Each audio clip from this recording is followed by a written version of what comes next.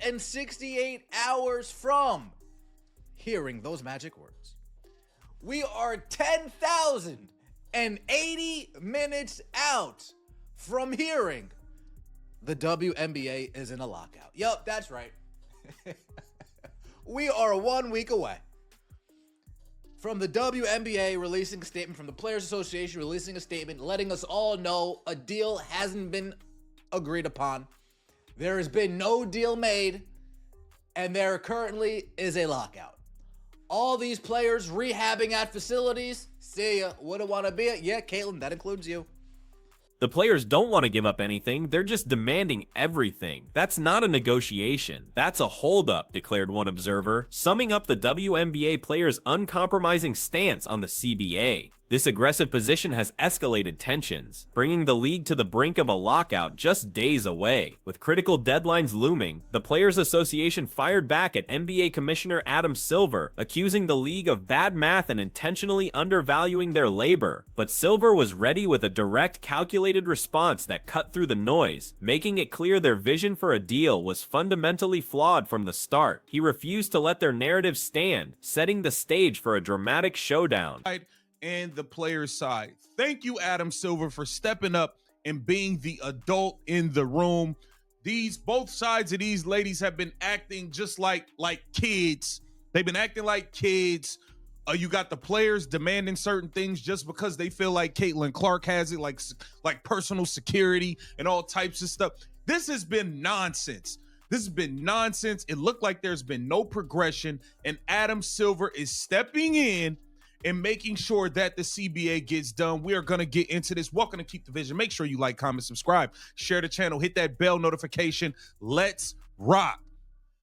The clock is ticking down rapidly, with only 68 hours remaining until the WNBA faces a potential lockout. This isn't just a threat to the league's biggest stars like Caitlin Clark. It impacts every single player, including those without high-profile endorsements or established financial security. Facilities could lock their doors, halting essential rehab and training for athletes like Sophie Cunningham and Cindy Colson, leaving many without their livelihood. The dire prospect of a complete halt to the season looms large, casting a dark shadow over the entire basketball world and has everyone on edge.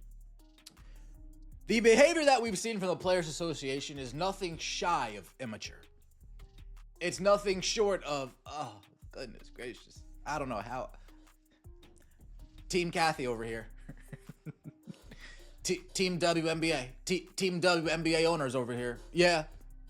Just give them a raise in salary. Whatever. Screw the percentage. Just give them a raise in salary and call it a day. Just give them a raise in salary. Give them some amenities. 50% of jersey sales. Call it a day. That's not good enough. They want 50%. Up the term that we've heard.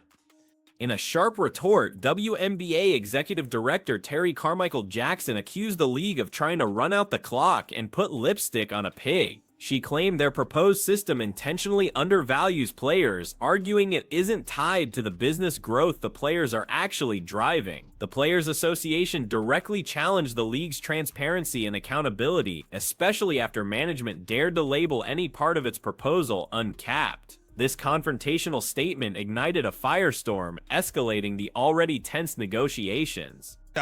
He's called things out like, yeah, Kathy needs to work to have a better relationship with the players. He said that. He's also said, yeah, it seems like things are getting a little bit really personal. You know what I'm saying? It's getting real catty and personal, as things tend to get when women get to going back and forth and all of this stuff. Adam Silver stepping in and saying, hey, I'm going to make sure that there's a 2026 WNBA season. I'm going to make sure this CBA gets done, and I'm going to make sure it's fair for both parties. This whole revenue sharing thing, we're not doing that because the NBA The league swiftly fired back at the Players Association's aggressive claims with a strongly worded letter, calling their statements incorrect and surprising. A WNBA spokesperson directly refuted the accusation that they haven't offered an uncapped revenue-sharing model. They insisted their comprehensive proposal includes a component where player compensation would directly increase with league revenue, promising no cap on the upside. This direct challenge exposed a fundamental disagreement in how both sides are interpreting the financial realities, pushing the conflict further into public view. You give up something, I give up something. You give up something, I give up something. The problem that we have here is that the players don't want to give up anything. They're just demanding everything. Let me say that one more time. The players don't want to give up anything, but they are demanding everything. That's not called a negotiation. That's kind of called a holdup, right? The only thing is,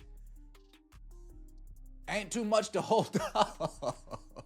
Let's get into the Players Association responding to Adam Silver. Please like the video, comment, subscribe. League officials voiced profound frustration, stating it was counterproductive for the Players Association to misrepresent their proposals while simultaneously accusing the league of delays. They claim to have delivered comprehensive proposals designed to benefit everyone involved, yet the Players Association has allegedly failed to offer any viable economic counterproposals. Furthermore, the league asserts that the union has repeatedly refused to engage in any meaningful way on many of the proposed terms, effectively stonewalling progress and prolonging the uncertainty for players and fans alike. Adam Silver stepping in and saying, hey, I'm going to make sure that there's a 2026 WNBA season. I'm going to make sure this CBA gets done, and I'm going to make sure it's fair for both parties. This whole revenue sharing thing, we're not doing that because the NBA makes way more money than the WNBA.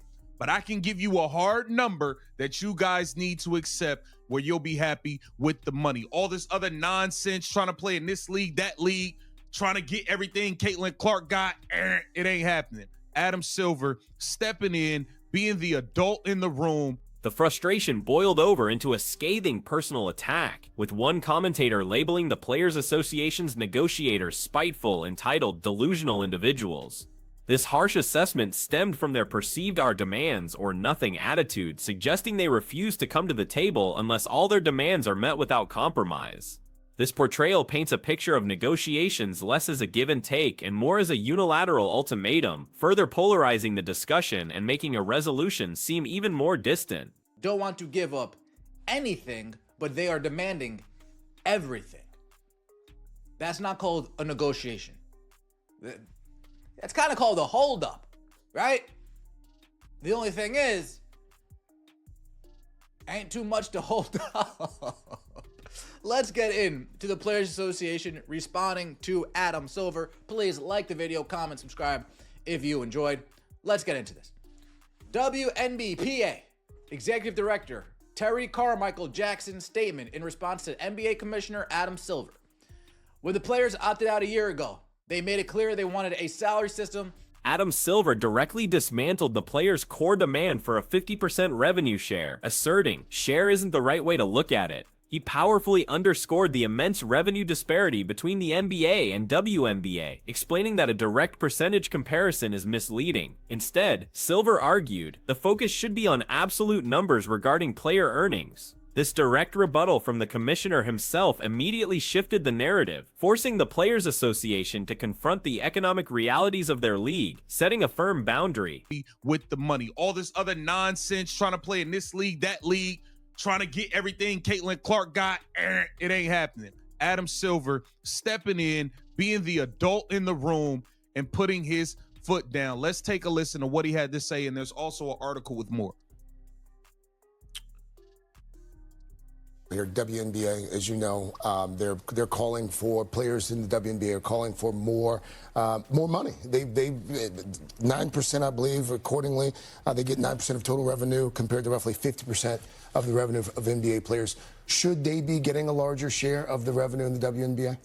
Yes. Despite dismissing the revenue share demand, Silver offered a significant olive branch, confidently stating that WNBA players are going to get a big increase in this cycle of collective bargaining, and they deserve it. This promise of substantial raises, separate from the contentious revenue sharing model, aims to address player concerns about compensation directly. His public declaration validates the players' efforts and signals the league's commitment to improving their financial situation, offering a glimmer of hope amidst the intense negotiations, but on the league's terms. The league's response has been to run out the clock, put lipstick on a pig, and retread a system that isn't tied to any part of the business and intentionally undervalues the players. The fact that the league now wants to call any part of its proposal, quote, uncapped, is precisely why its leadership, transparency, and accountability are being challenged right now. So the league is calling you guys a bunch of pigs. Okay. What the league and teams are really trying to do is not only limit the cost of labor, but also contain it through an artificial salary system that isn't tied to the business the players are building in any real or meaningful way.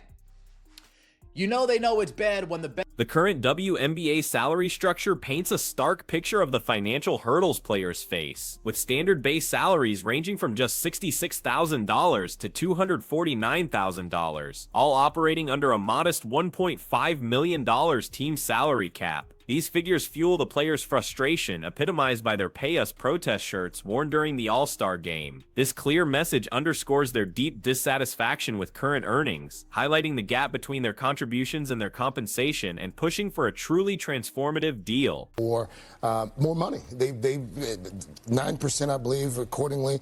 They get 9% of total revenue compared to roughly 50% of the revenue of NBA players. Should they be getting a larger share of the revenue in the WNBA? Yes. I mean, I think the share isn't the right way to look at it because there's so much more revenue in the NBA. I think you should look at it in absolute numbers in terms of what they're making, and they are going to get a big increase in this cycle of collective bargaining, and they deserve it.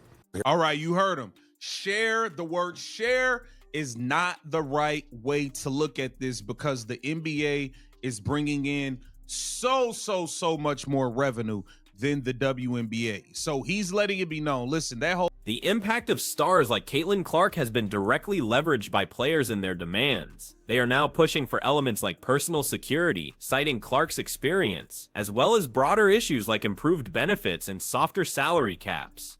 The Players Association is even seeking historical pay adjustments for former players from the 1999 and 2002 seasons, adding layers of complexity to the negotiations. These extensive demands, some deemed ridiculous by commentators, further complicate an already challenging bargaining process. Wholeheartedly believe these are spiteful, entitled, delusional individuals.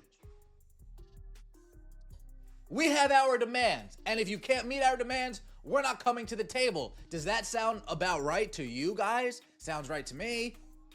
We stand ready to continue negotiating in good faith and hope they will do the same so that we can finalize a mutually beneficial new CBA as quickly as possible.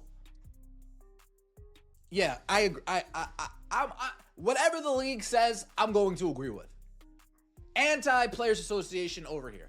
The dispute has now spilled into the political arena, with more than 70 elected officials from across the US, including high-profile figures, intervening directly. They collectively sent a strong letter to both WNBA Commissioner Kathy Engelbert and NBA Commissioner Adam Silver. The letter urged the leagues to bargain in good faith and reach a fair CBA in a timely manner before the crucial October 31st deadline. This external pressure from lawmakers adds another layer of scrutiny and urgency to the high-stakes negotiations. So much more revenue than the WNBA. So he's letting it be known. Listen, that whole revenue share thing, y'all need to knock it off. Y'all need to knock it off. Shout out to Christian S on Twitter. And shout out to Oh No He Didn't. I got that one from Oh No He Didn't on Twitter. Christian S posted this article. Adam Silver says he expects big raises for WNBA players in new CBA and that they deserve it. This is an article on Fox Sports, okay? This is on Fox. Let's take a look at this article, man. Adam Silver stepping up and being the adult in the room. Thank you, Adam. Thank you. Adding to the Players Association's controversial profile, past actions reveal a concerning pattern. This is the same Players Association that previously attempted to have a journalist's credentials revoked for simply doing her job. They actively sought to remove her from her profession, trying to strip her of her livelihood. Such behavior raises serious questions about their judgment and integrity, making it difficult for some to side with them in any negotiation, especially when they appear to be making unreasonable demands. Remember, this is a Players Association that tried to get a person's credentials removed for, quote, doing her job. I'm not taking that side, ever.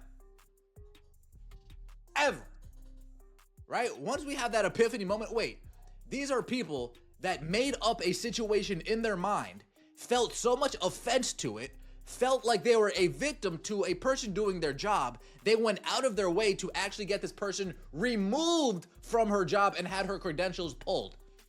They're literally trying to take money out of her pocket, strip her from a way she earns for her family, and many believe that WNBA Commissioner Cathy Engelbert has become an insurmountable obstacle to a resolution. Critics suggest that progress was non-existent under her leadership, with one commentator directly calling for her to be fired. Reportedly, players are outright refusing to negotiate on key points as long as Engelbert remains in her position. This deep-seated animosity and lack of trust between the Players Association and the commissioner underscore the urgent need for a leadership change to facilitate any meaningful dialogue and progress. Expire October 31st. That deadline is approaching rapidly, you guys. It's approaching very, very fast. Adam Silver made clear WNBA players will be getting big raises. Speaking on NBC's Today in advance of Tuesday night's season opening NBA doubleheader on that network, Silver responded to a question about whether WNBA players should get a larger share of that league's revenues. And his quote was, "Share isn't the right way to look at it because there's so much more revenue in the NBA. Facts." Silver said, "I think you should look at it in absolute numbers." Amidst the escalating tensions, Mark Davis, owner of the championship Las Vegas Aces, offered a contrasting perspective. He emphasized the necessity for togetherness, rejecting the idea of two sides in the conflict. Davis urged everyone to view the situation with a unified goal, making the future of the league better for all involved. His call for solidarity and a shared vision stands as a stark counterpoint to the adversarial demands and accusations currently dominating the negotiation table. The league to, quote, bargain in good faith to reach a fair CBA in a timely manner before the October 31st deadline. The only fair deal in these players' eyes is everything they are demanding. They're not asking, they're demanding. They're not negotiating, they're demanding. They're not coming to the table because they're not getting what they demand. Remember, they're not willing to give up anything. They just want everything. Adam Silver has undeniably stepped into the role of the adult in the room, taking charge of negotiations that had become chaotic and unproductive. He openly acknowledged the need for WNBA Commissioner Cathy Engelbert to cultivate a better relationship with players and pointed out the catty and personal nature the discussions had taken. Silver's intervention is seen as crucial to ensure a 2026 WNBA season and to ultimately secure a fair collective bargaining agreement for all parties, providing stability amid the turmoil. Salaries in the WNBA this past season ranged from $66,000 to $249,000, with teams operating under a salary cap of $1.5 million. It says WNBA players want much more in the next CBA. Players at this season's WNBA All-Star game warmed up in shirts saying, "Pay us what you owe us," a clear message how they are unhappy with current salary levels. The Vegas Aces owner also has something to say about this. We'll get into that. It says the players exercise their right to opt out of the current CBA with hopes of getting, among other things, increased revenue. Silver didn't shy away from calling out the increasingly personal and catty nature of the ongoing disputes. He recognized that as negotiations intensified, the discussions veered into emotionally charged territory, straying from objective business matters. His acknowledgement of the personal friction validates the feelings of those observing the talks, while also signaling a desire to steer the conversation back toward a professional and productive path, emphasizing rational decision-making over emotional reactions. Despite Silver's strong commitment to securing a deal, many believe an extension of the current CBA is more likely than a completely new agreement before the October 31st deadline. The complexity of the issues, combined with the deep-seated disagreements and the Players Association's rigid stance, makes a swift, comprehensive resolution seem improbable. However, Silver's public assurance that players will receive significant financial increases, regardless of the immediate outcome, provides crucial reassurance for the league's future. This high-stakes standoff, punctuated by Adam Silver's firm intervention, has unveiled the raw power dynamics at play within the WNBA. From critical lockout threats to accusations of delusional demands and political maneuvering, the future of women's professional basketball hangs in the balance. Silver's definitive push for absolute numbers over a revenue share and his promise of big raises underscore a pivotal moment. The outcome will not only reshape player compensation, but redefine the league's very identity and trajectory, impacting fans and athletes for generations.